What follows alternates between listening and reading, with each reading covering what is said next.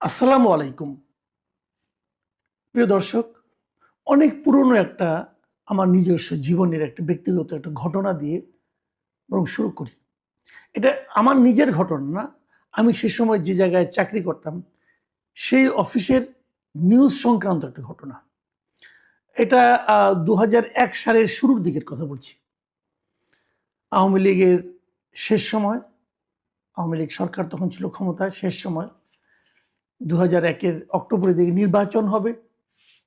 এ সময় আমরা দেখলাম যে আওয়ামী লীগের সেই সরকারের বিভিন্ন কর্মকর্তা, মন্ত্রী, এমপি এরা নানা ধরনের চুক্তি, নানা ধরনের কর্মকাণ্ড, নানা ধরনের অর্থনৈতিক আপনার প্রজেক্ট নিয়ে খুব দৌড়াদৌড়ি করছে। সে সময় আমি তখন চাকরি করতাম দৈনিক জনকণ্ঠে। জনকণ্ঠের সে সময় উপদেষ্টা সম্পাদক ছিলেন মিস্টার তোয়াব খান। তো তিনি বললেন যে আমরা যখন এরকম অনেক খবর আনা শুরু করলাম রিপোর্টার হিসেবে, উনি বললেন যে এগুলোকে আমরা একটা সিরিজ আকারে চালু করি। সেই সিরিজের উনি নাম দিলেন শেষ সময়ে যা পাই, এবং এই নামে ওই সিরিজটা চালু হলো। মানে শেষ সময়ে যে যতটুকু পারছে লুটপাট করে নিচ্ছে, এই হলো সেই সিরিজটার শিরোনাম এবং মোদ্দা কথা। এবং নানা ঘটনা সেখানে কিন্তু আমরা সিরিজ আকারে বিভিন্ন রিপোর্টার নিয়ে আসতাম এবং সেগুলো আমরা প্রচার করতাম। আমি ২০০১ সালের কথা বলছি, আর এটা ২০২৬ সাল।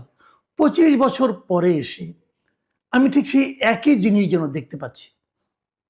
একটা সরকার এসেছিল আমাদের এখানে, অন্তর্বর্তীকালীন সরকার।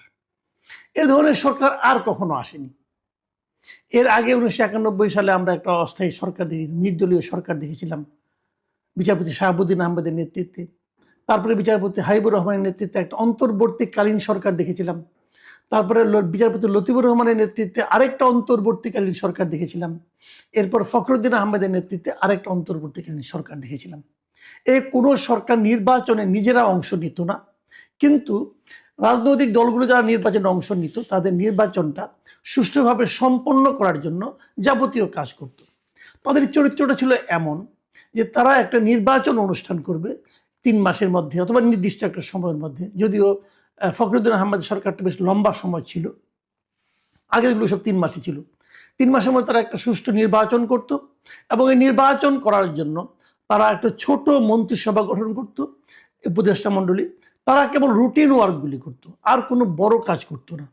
কোনো নীতি নির্ধারণী কাজ তারা করতেন না, কেবল রুটিন কাজগুলো করতেন এবং নির্বাচনটা শেষ করে তারা চলে যেতেন।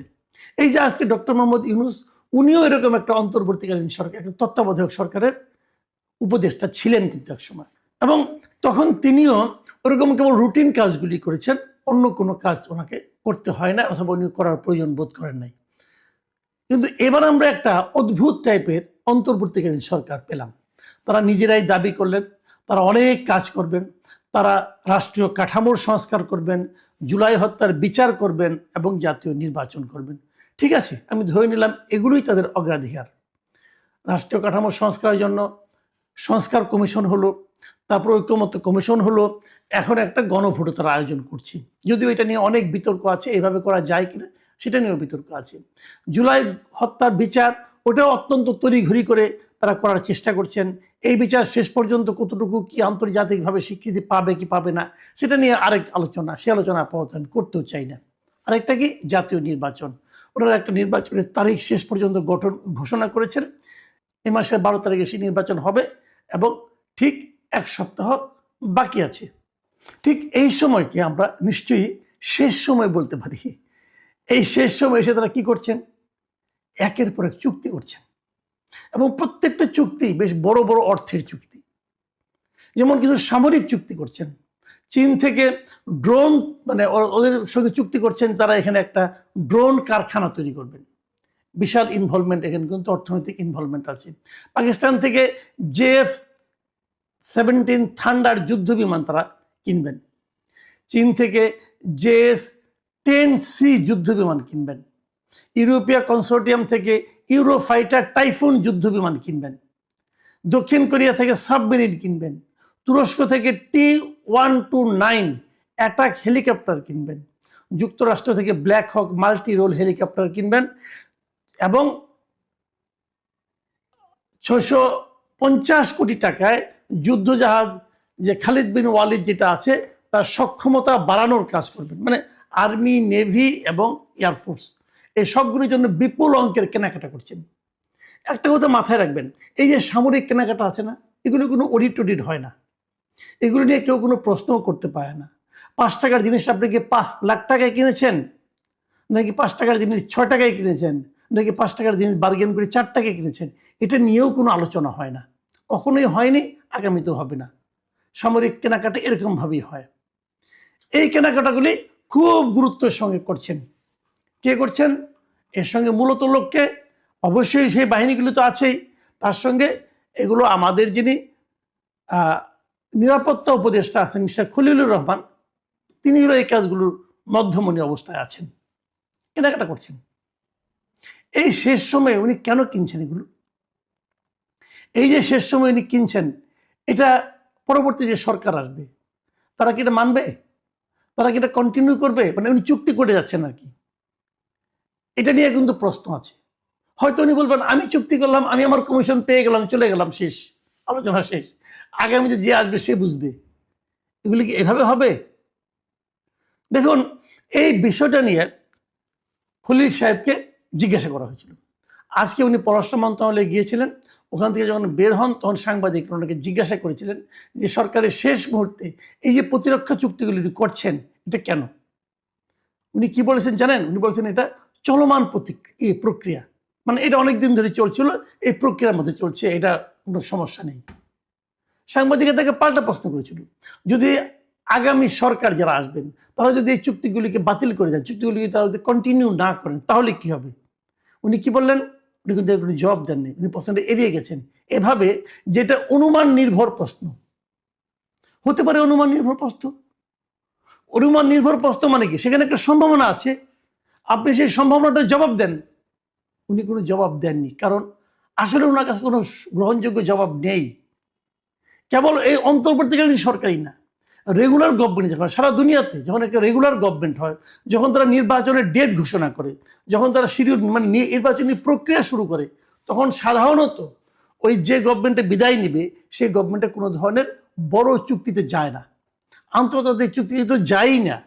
আর এটাকে রেগুলার গভর্নমেন্টও না, জনগণের ম্যান্ডেট বিহীন একটা গভর্নমেন্ট, তারা এখনই এরকম হাজার হাজার কোটি টাকার চুক্তি করা শুরু করেছেন।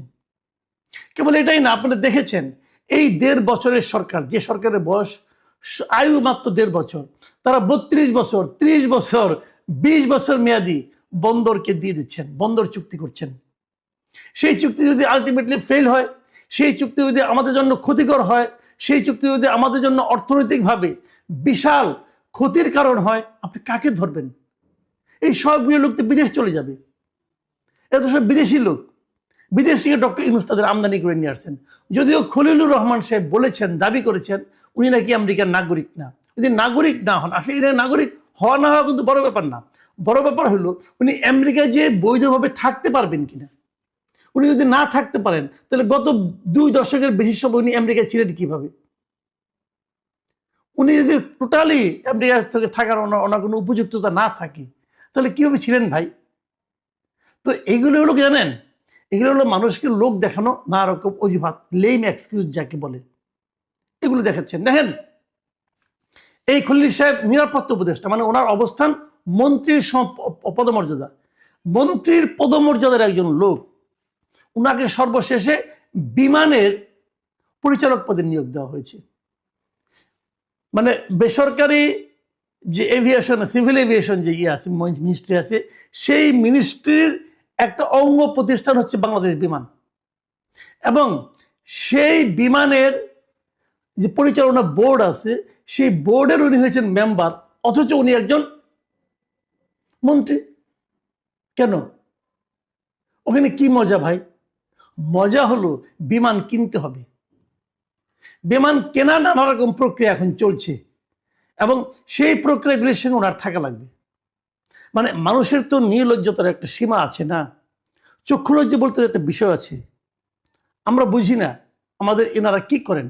ওনাকে এই প্রশ্নটা করা হয়েছিল যে আপনি এই একজন নিরাপত্তা উপদেষ্টা হয়ে বিমানের পরিচালনা পর্ষদে কেন যুক্ত হলেন? এটা কি পৃথিবীর অন্য কোনো দেশে এরকম আছে? উনি জবাব দিলেন কি জানেন? শুনেন, ওনার জবাব হলো দুনিয়ার সব দেশে বিমান নাই।